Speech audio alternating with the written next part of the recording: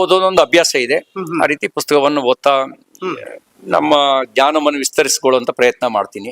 Okay ಅದರಲ್ಲಿ ಬೈಬಲ್ನು ಓದಿದ್ದೀನಿ, ಕುರಾನ್ನು ಓದಿದ್ದೇನೆ. ಓಕೆ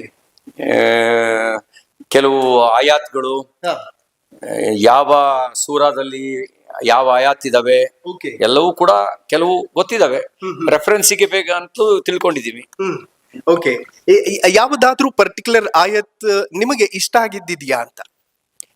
ಒಂದು ಏನಾಗಿದೆ, ಮುಸಲ್ಮಾನನ್ನ ಪ್ರೀತಿಸ್ಬೇಕು ಅನ್ನೋದನ್ನ ಮನುಷ್ಯರನ್ನೆಲ್ಲ ಪ್ರೀತಿಸ್ಬೇಕು ಅಂತ ವಿಸ್ತರಿಸ್ಬಿಟ್ರೆ ಕರೆಕ್ಟ್, ಸಮಸ್ಯೆನೇ ಇರಲ್ಲ.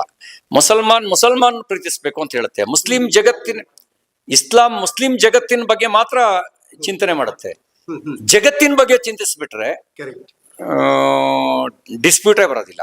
ಅದನ್ನ ವಿಸ್ತರಿಸ್ಬೇಕು, ಅದನ್ನ ಕಾರ್ಯವ್ಯಾಪ್ತಿನ ವಿಸ್ತರಿಸ್ಬೇಕು. ಬಟ್ ಎಲ್ಲೋ ಒಂದು ಕಡೆ ಈ ತರ ಅವಲೋಕನ, ಜಕಾತ್ನ ಪರಿಕಲ್ಪನೆ ಒಳ್ಳೇದು. ಹೌದು, ಆ ಜಕಾತ್ನ ದಾನ ಕೊಡಬೇಕು ಅನ್ನೋಂತ ಪರಿಕಲ್ಪನೆ ಇದೆಯಲ್ಲ, ಅದು ತುಂಬಾ ಒಳ್ಳೇದೆ. ಓಕೆ ಅದನ್ನ